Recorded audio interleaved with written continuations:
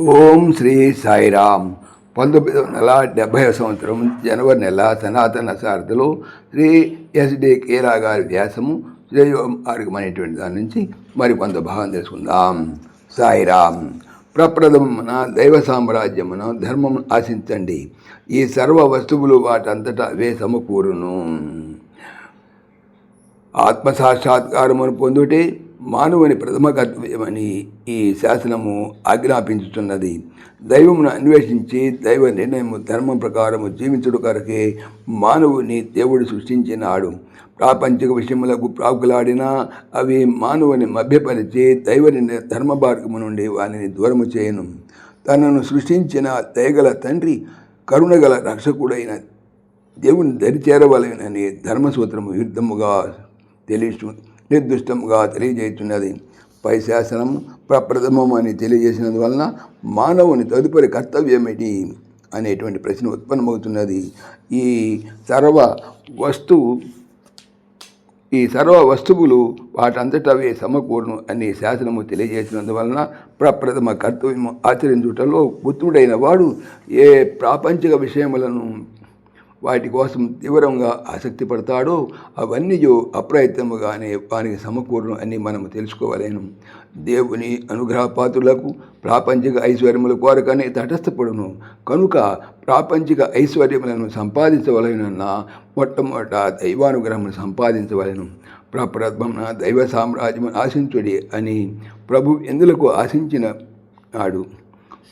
ఎందుకు శాసించినాడు. దైవ సామ్రాజ్యము జీవితమున అది ఒక గమ్యమైన ఆనందాబ్ది, భుక్తికి ముక్తికి వలసిన పరమరహస్యము. విశ్వముని హస్తగతము చేసుకున్నటకు సూటి అయిన సాధనము. అందువలనే మనము ప్రపంచమున దైవ సామ్రాజ్యమును ధర్మమును ఆశించవలేను. ప్రాపంచిక విషయముల చింతన పెట్టుకోకూడదు. అందువలన ఆజ్ఞాపించుతున్నాను. ఏమి తినవలే, ఏమి త్రాగవలే అని జీవితములకై చింతించకూడి దేహమును దేనితో కలుపుదామని దేహములకై కూడా యోచించండి. ఎందుకనగా వీటి ఆవశ్యకతగా మీకు కలదని దివ్యమైన మీ తండ్రికి తెలియను.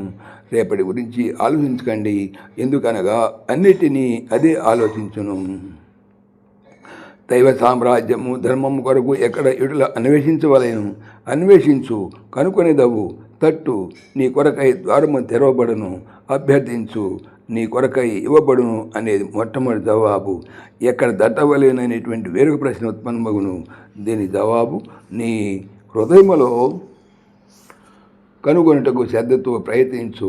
హృదయములలో దైవమును కాంచి మోక్షద్వారమును తట్టుటకై ప్రయత్నించుచుంటమే కానీ అది తెరవబడట్లేదు అని కొందరందరూ. అది నిజమైన వారిలో ఏదో లోపమున్నది. వారి దృఢ నమ్మకము ఆత్మవిశ్వాసముతో దైవమును ఆశించుటలేదు.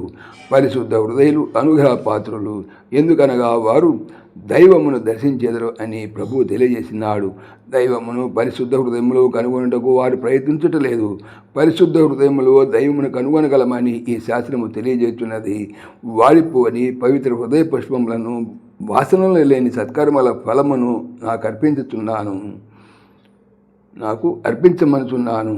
నా యొద్దకు రక్తహస్తములతో రండి, వాటి అనుగ్రహ పారితోషములతో పంపేదను. వాటి అనుగ్రహ పరిశోధముతో నింపేదను. నిండు హస్తముతో వస్తే వాటి నేట్లతో నింపేది అని బాబా వారు చెబుతున్నారు.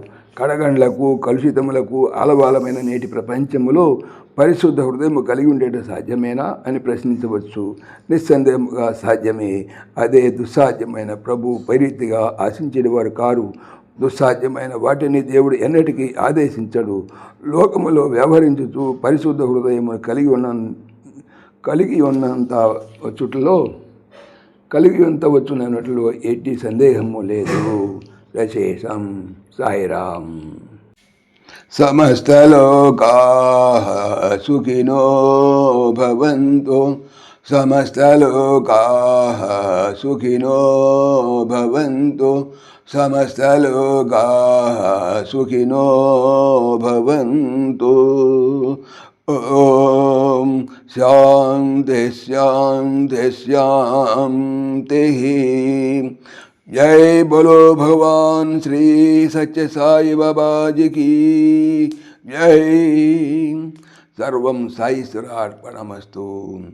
ఆత్మీయులకు మనవి, ఈ ఛానల్తో పాటుగా లెరన్ భగవద్గీత, లైవ్ గీత అనేటువంటి భగవద్గీత ఛానల్ మరియు భక్తి పరిమళ టీకా భాగవతం అనే భాగవత మరో ఛానల్ను స్వామి నా చేత చేయిస్తున్నారు అని తెలుపుతున్నాను.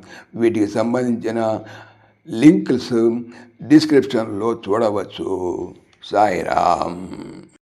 పవిత్రమైనటువంటి Bhagavatam. Bhagavatam stands in Bhagavatam చెప్పేది ఏమిటి? బాగా అవుతాము అనే